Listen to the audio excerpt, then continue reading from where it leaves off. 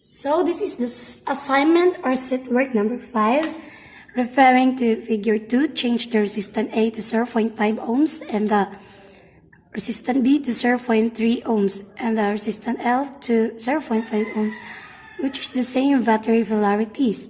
And with EA is equals 24 volts and the EB is equals 26 volts as shown, calculate.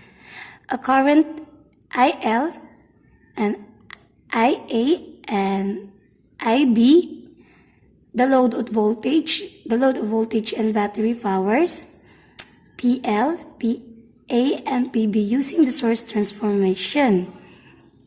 And then, if you see the diagram, the change of resistance A is equals 0.2 and the resistance B is equals 0.3 and the resistance L is 0.5, and which is the same battery polarities, which is EA is equals 24 volts, the positive and negative, and which is the EB is 26 volts, both, and then the positive negative. So we need to proceed the step 1. If you see the diagram, we have battery resistance and 2 amperes. And then, kumunguta naman na ako guys kung giunsa ko ni pagkuha ang 120, which is the same battery polarities, which is the EA is equals 24 volts and the resistance A is equals 0.2. So ako ni siya 1. So the 24 volts all over 0.2 is 120 amperes. And then the resistance is, first resistance is 0.2 and the resistance L, second is 0.5 and the last is resistance B is equal 0.3. And then, kung manguta na mo-giun sa kuni pagkuha ni ikaduhang amperes, which is the same battery polarities, is EB is equals 26 volts and the resistance B is 0.3. 260 all over 3 amperes. And then current A is equals the same the battery polarities, and all over the resistance A is equals 24 volts and all over 0.2. So the 24 volts all over 0.2 is 120 amperes. So the current A plus the current B, which is the 120, the current A is 120 and the current B is 260. So kung ato ni gi-add 120 plus 260 all over 3. Nakuha na to ang 620 all over 3 amperes. And then the current B, EB all over the resistance B. So the current B is equal the same battery polarity, which is the EB all over resistance B. So ang atong EB guys, which is the same battery polarity, which is 26 volt EB. So 26 all over 0.3.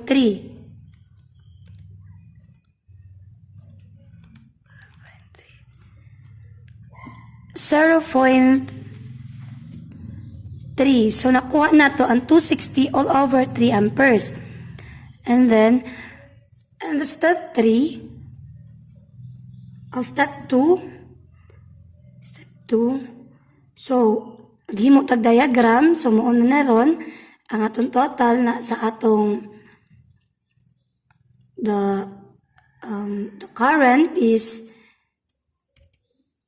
620 all over 3 amperes. So, natay tulo ka resistant, which is resistant A is equal 0.2 and the resistant L is equal 0.5 and the resistant B is equal 0.3. And then we need to proceed the step 3. And 1 all over resistant L is equals 1 all over the resistant A plus all over the resistant B plus 1 all over the resistant L. So, equals, nakuha na to siyang 1 all over 0.5 and divided by 1 all over 0.2 plus 0.3 plus 1 all over 0.5. So guys, nakuha na to ang 40 amperes. And the current IA or the IA is current all over the 1 all over the current all over is equals 1 all over current A, or resistant A rather, and plus 1 all over resistant B plus resistant 1 all over resistant L.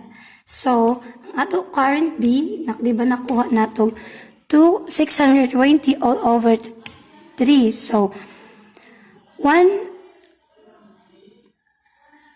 over 0.2 plus 1 all over 0.3 plus 1 all over 0.5, the current A is equal 20 amperes. The current A is 20 amperes. So, we need to solve the current B, apply the KCL. So, the current A plus the current B is equals current L. So, the current B is equals the current L and the current A. So, atong current B is equals current L minus the current A. So, ato ba current A is 40 amperes.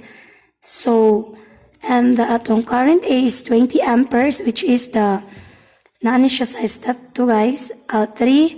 And then, ato ni siya i-minus.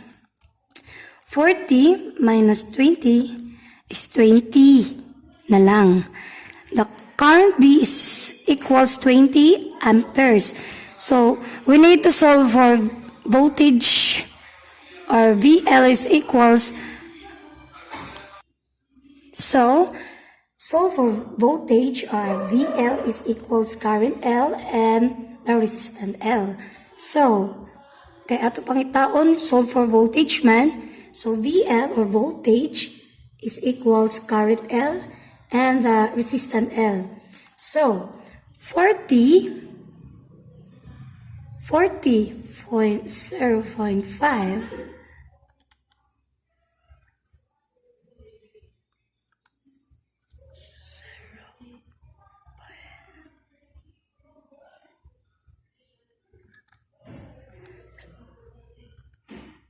So, solve for the voltage. Voltage L is equals IL and the RL. So, ato gipangitan voltage man, then VL is equals current L and the RL. So, mo ni siya guys, 40 times 0.5. Nakuha siya 20 amperes. Rather 20 volts. And then, solve for the load and battery powers, which is the PL, PA, and PB. So, ang PL is equals, the load of battery powers is equals current L. So, 40. So, muna guys, the load of battery powers is current L. So, 40 raised to the power of 2 times 0.5. So, ato na compute is 800 watts. So, the PA or the load of battery powers, which is the PA, equals voltage A, and the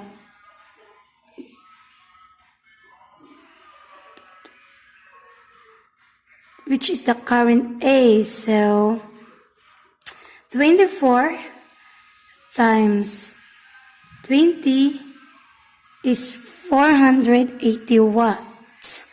And the load and the battery powers, which is the PB, is equals voltage B and the current B. So 26, ato ni siya i-multiply guys, times 20. So nakuha na to ang 520 watts.